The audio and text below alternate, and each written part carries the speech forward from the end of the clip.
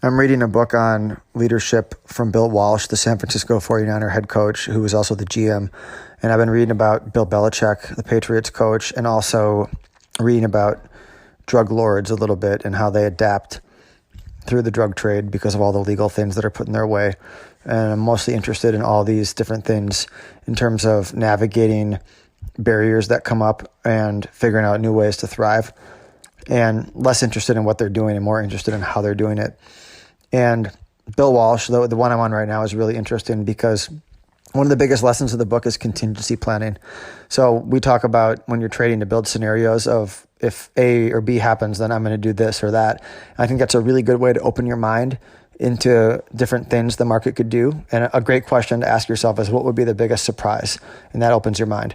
But I think a way you can do this, like a risk-adjusted way to do it, would be to think about contingency planning like he did. So here's an example in the book from what he was talking about. So he would go into the game and have a plan for everything. He would script his plays in the beginning so he wouldn't have to worry about, any emotional decisions in the first quarter. And a lot of coaches have copied that now.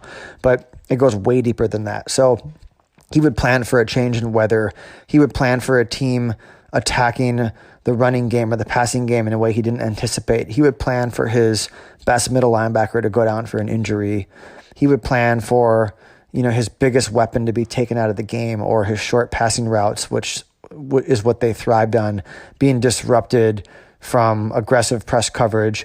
And in every single one of those situations, he had counter moves and he had risk plans and contingencies for all of it. And he did this in every part of the organization. And I thought that was just so great to read and think about when you're watching markets, because a lot of times what we do is we have a plan and we're patient, and if we're doing that, we're ahead of the game, first of all. But even when you're doing that, you don't really know, what if it goes sideways for a while, or what if it goes a lot lower than you think and then goes sideways, or what if it bounces up aggressively? What do all those things for your time frame or for what you're trading, what do those things mean for your next move? What if happens if it's a little different than what you planned on?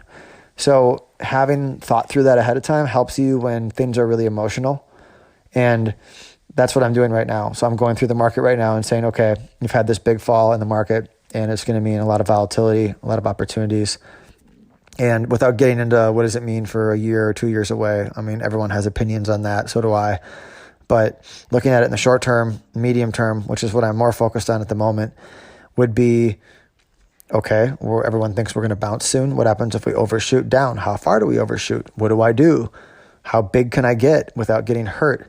How am I going to feel emotionally if I get too big too early? Can I handle that? Do I have an out if I'm wrong? If I'm just going to kind of sit and watch it, then maybe I need to trade a lot smaller in case it goes against me. What if it rallies a lot first? Do I trust that rally? So those are all the questions I'm asking myself. And I got some positions stuck that I don't want right now, and I have to figure out what to do with those. So I'm running through these scenarios a little bit. Probably tomorrow I'll go through them a little bit in the evening and be ready for Wednesday and have a plan for a lot of that stuff. And it really helps, I think, because otherwise, if things stay really busy, you get emotional. So planning for even a further overshooting down is something that has to be addressed, I think, right now, in case you get in, too big for your britches or something like that. So in terms of the Bill Walsh book, it matters even more for when you're involved with other people. So if you have a team of people you're working with and you're able to show that kind of planning and thought about what you're doing, everyone else picks that up and becomes less emotional and more effective. So that's not my case right now, but maybe it would be someday. And if that happens, it's fun to learn this now and to really think about think about these things. Because in the past, one of the mistakes I've made is to come up with scenarios. I've been very good at that, but then sometimes almost believe that my scenarios have to be true. And then when they happen, I act on them.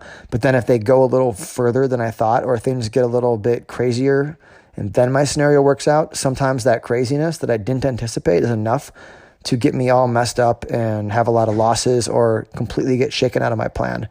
So this time I'm trying to think ahead.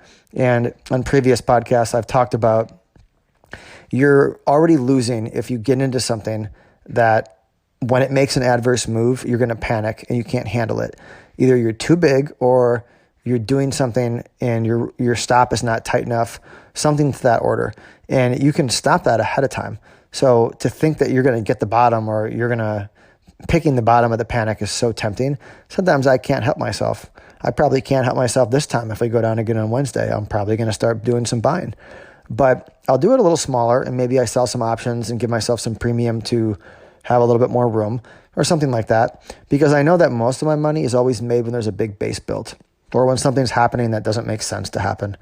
On that note, the Federal Reserve raised rates, which wasn't a surprise, but what was a surprise, which I thought was a great trading opportunity, was that everyone expected a dovish hike, which means that they were basically going to say less hikes coming. We're worried about maybe the global economy a little bit, but we're going to hike today. Instead, they kind of did the opposite. They hiked and then talked about more hikes in 2019, which was a huge disappointment. Probably a mistake. Doesn't matter what I think, but nonetheless, they'll probably back off that when they see the market. And if they don't, then it'll be even more ugly, I assume. But that was contrary to market expectations, which expected that dovish hike, which we didn't get. So when something like that happens, you have a huge reaction. And you're seeing that now, and it's thin over Christmas, so it's getting worse. But I think it potentially at some point will probably go up and test some of those lows for the day after the Fed meeting, which is 50 or 100 handles higher, and we usually like to retest that stuff. So that's kind of my target zone when I do figure out a way to get in. But back to the base building, when stuff sets a base and kind of finds an equilibrium for a while, and a lot of times it might poke below that base and then come back up, and you get good opportunities in there. But when you're just catching the bottom like it is here, you don't really know to the extent that it could go before you're wrong. And sometimes it's just more punishment than you can take. So if you know you're an emotional person and you know you're probably going to panic, then you need to be in so small that you're not thinking about it, especially if you don't want to put a stop in and get stopped out after such a huge move down. It might be worth thinking about doing it so small that you can sit through the pain, or waiting for a base to be built and then you add to it, which usually works better for me. So that's kind of some of the things I have been going through right now about the market in the current state. The other things I'm doing right now are going over 2018, and I do a mind map of a little review every year of like personal, family, financial, health, community, all these different things that I'm working on in my life, and I like to have goals for them. And then at the end of 2018, I did this a couple of days ago. I review all of that stuff and kind of look through and see where do I want my life to be in 3 to 5 years, and are these things still important, and how did I do on them? And then I make a new one for 2019, and I put down some things that are important to me and things I want to work on. It's about the kind of person I want to be, the relationships I want to have or don't have, the financial planning goals and trading goals, work goals. And each year there's some other things that are different. There's health and wellness stuff that some years is a focus more than others. Last year, a big focus for me was community, finding interesting people to add to my life that I could talk with about things that I was interested in. I'm not big on carrying dead weight relationships or things like that, so that's never been a problem for me, but I wanted to have some more unique relationships, and I felt like I did a good job of that, so it's less of a focus for me going forward, even though I'm always open to that. So you get the idea, and I think that's a good exercise to really balance yourself and feel on track. So if I don't do these things now, I feel a little unbalanced, and like my life is just blowing around with the wind, and I don't want that. I want to feel like I'm directing my life to some extent, even if I'm not directing my life. I like to think that I am. So that's some of the stuff I'm working on this week. And it's weird because it's so busy. The market has never been busier over Christmas. I can't remember a time ever. Maybe I thought I saw today it was the biggest down day in the history of markets on Christmas Eve. So it's mixing a little bit of probably need to be in front of my screen a lot this week with time when I would normally be not focused on work as much. But that's the way this is. You're there when you need to be there, not when you want to be. So that's about what I got for right now. And I'll try to get on a little bit more and share some of my thoughts on the market or on some of the emotional and organizational things that I'm doing.